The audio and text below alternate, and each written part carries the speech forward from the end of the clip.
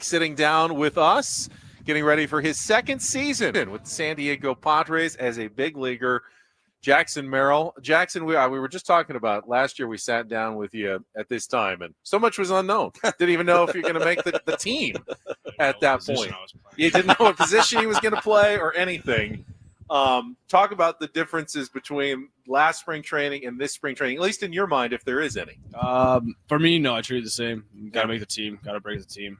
Got to prove to them that I'm worthy of having the center field job. But also, it is a little more relaxed, for me, not knowing what position I was playing last year to this year. I know what I'm doing. So, yeah, it's a little more relaxed, a little more tranquil than last year. How was the off season for you? I talked to you at fantasy camp briefly, and you said you were really, really bored and you were ready to get back to it. Like your first off season after playing a lot of games, more baseball probably than you'd ever played in your life. What was your decompression time as opposed to your, all right, it's time to start running and lifting and hitting and all that again? Yeah, so usually I get back to it pretty fast, but this year was different. This year I took a month to just kind of chill. I'd never played that many games before, never been on my feet so consistently like that.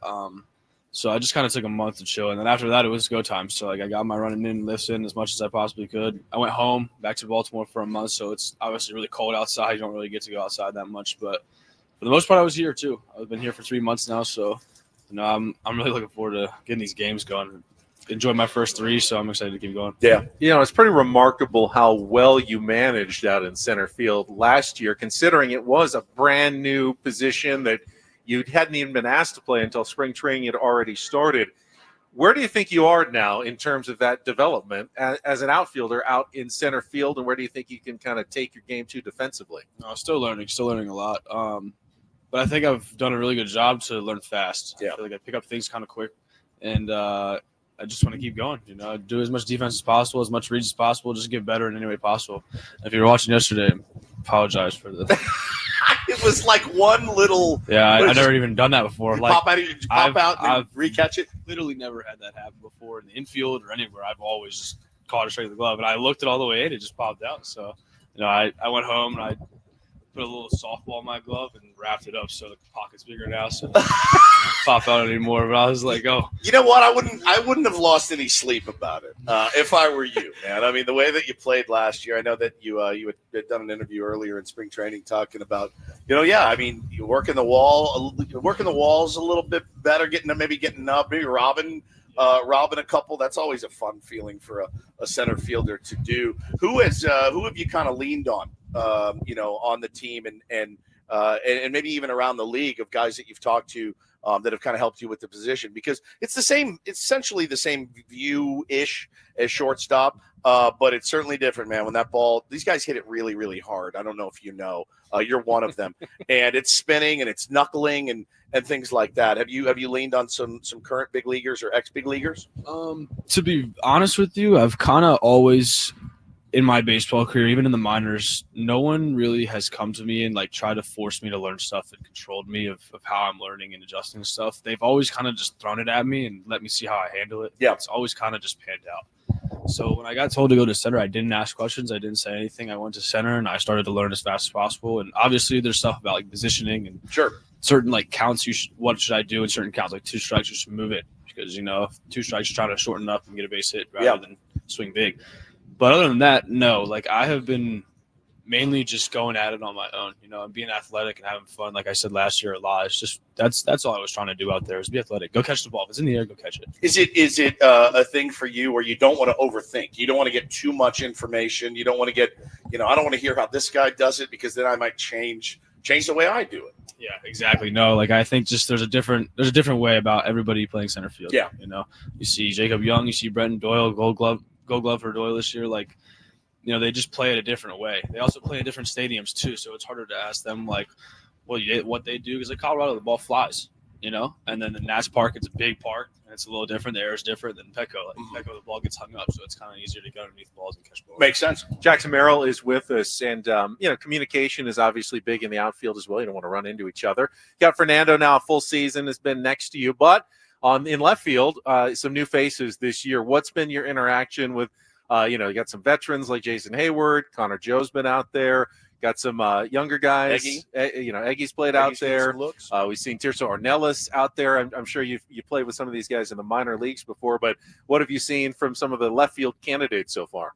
All of them are great. All of them got the ability to play in the big leagues. It's just a matter of which one's going to get the most playing time. And then I really like all the guys. Hayward, Sheets, and even Forrest Wall yesterday. Forrest Wall had an unreal game. Slept on. Single, gets a second, steals third. Obviously doesn't score, but then comes back later. It's a bomb. Good home run. He's here to play, and I think that's how everybody here that's what they're here to do. Everybody's here to play and compete for a job. So you play your first season, finish runner-up for Rookie of the Year, and I know again you said I don't care. I want to win a World Series. Getting as close as you did in your first year, you hear stories like this in baseball a lot. Like you make it your first year, and you make it pretty far in the playoffs. Didn't end the way that you wanted to, and there's been a rash of players that say, I thought it was going to happen every single year. For you, have you thought about that, right? And how the season ended, and how long did that kind of take you to get over? Once the season ended, it obviously sucked in the moment, but for me personally, I'm a guy that kind of gets over things faster than people. So when it ended, yeah, it sucks, and I'm going to be absolutely bored out of my mind for a week after that. Did you watch much after? Yeah, I watched it. I'm a baseball guy, so that's fair. I'm watching everything. But to be honest, it was in the past. That year's over. It's over with. You can't change it. There's nothing you can do. They beat us. That's what happened. So all you got to do is look forward to this year and look forward to what you can do in this season. There's a phrase that people sometimes use for second year players. I don't even want to say it. Do not say it. I think you know what I've. What it is. Is there? I'm not worried about you at all. I've seen you play and how you bring it. I have no concerns about that. But is that something the team will address or anything like that? Or is there any truth to that in anyone's mind on a baseball field? No, not at all. I mean, there was a time in the minors for a month that I struggled and it sucked, but I figured out a way to get out of it and figured out a way to mentally get through it. And I just it's baseball. Yeah. You're gonna suck at some points. You're going to. It's a part of it. But it's just how you can adjust and get out of those slumps. Last year, I was in slumps for weeks at a time, but it was I found it and I was out of it. And then I give a month rather than week good, week bad, week good, week bad. We had Luis Ariz sitting down here yesterday. No one's better with the bat than he is, and he said something that I thought about all day. He said, "Baseball is really hard. Hitting is really hard. It's not impossible, but it's really team meeting. Really hard." Did he? Yeah, we were having a team hitting meeting. He's like, "I love hitting. I love hitting. I love hitting. But hitting is hard, but it's not impossible." We're like, so what are you trying to say here? He's like, hitting is hard, not for me, but hitting is hard. Thanks, guy. I also see he wrote 3-time batting champ underneath his signature on here. Yeah, he did. Wow. That boy Louis. What a guy. So I'm not the only one who that made an impression on, apparently. That was great. It was great. He's I love the thing I like about this team, and I think most teams need to be constructed this way. You can't have 9 guys in the lineup to swing the exact same. It's got to be different looks and got to be different ways to beat you. And when you look at the way the Padres lineup is constructed, they've moved you up a little bit in some spring training games. Is that something that you feel, number one, excited about, something that you want to happen? I know a lot of fans, it's every fan's dream to make out the lineup card. And boy, Schulte sure loves it when we give him our suggestions. He's a big fan of it.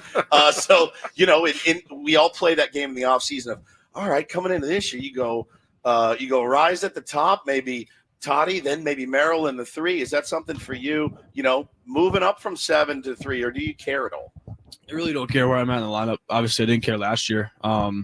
I started at 9-hole, moved up 8, 7, kind of just moved up a spot at a time until I got to 5th and just kind of stayed there. But if I move to the 3-hole, yeah, good, great. If not, then I got to do my job in the 5 protecting somebody, In the 3-hole, you're protected. So, I got to walk. I got to, take more pitches and see more pitches, try to get a better pitch to hit every A-B. But in the 5-hole, if I don't have as much protection, then I'm the one protecting Manny and Bogey. Yeah. So it really just depends on wherever they want to put me, wherever they think is best fit for the team.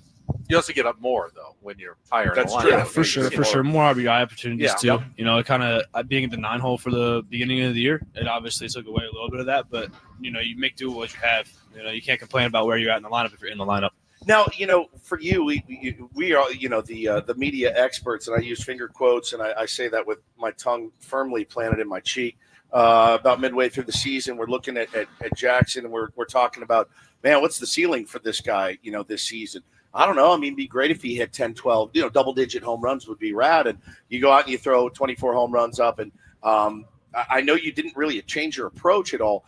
When you look at hitting 24 homers as a rookie, is it something you look at and go, yeah, I want to get 30, or do you just continue to try to hit the ball hard, good things will happen? Yeah, try to hit doubles more than homers, Yeah. Because doubles are really important. They're great. It keeps the rally going. Homers are good, and they're obviously better than doubles, but Sure. they don't come by as much. If you try to hit doubles, line drives, you're going to make out and hit a couple more homers than you think you are.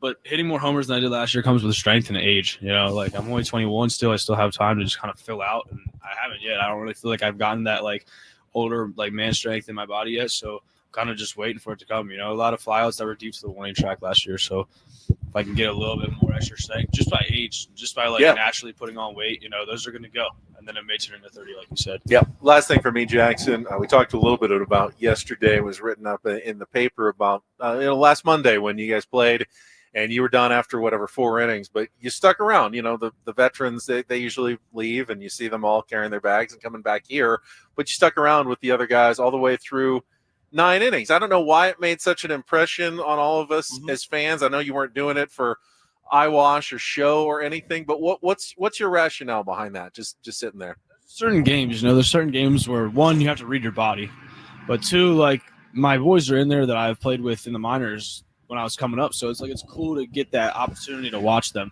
But also you can learn a few things if you just are chilling watching the game. If you're just locked into a game, you're better in counts. It's crazy, Freddie. It's crazy, Freddie. It's crazy. Did he give it a little extra juice as he was driving by? I feel like he did. He put it in gear. Yeah, he did. I don't even remember what I was saying. Talking about being locked in, watching the game, being locked in with your boys. So it's a good opportunity, especially when you go through a whole season. You don't even get to see some of those guys for the whole year. The 2 guys I live with right now, I didn't even get to see the entire season last year. So for me, it's just a better opportunity. It's just a good opportunity to see some more baseball. Yeah, I love it. Jackson, really appreciate it. Obviously, you're number 2. We're looking really forward to seeing you back at Petco Park in a few weeks, but thanks for sitting down with us. Of course. Yeah. There is Jackson Merrill.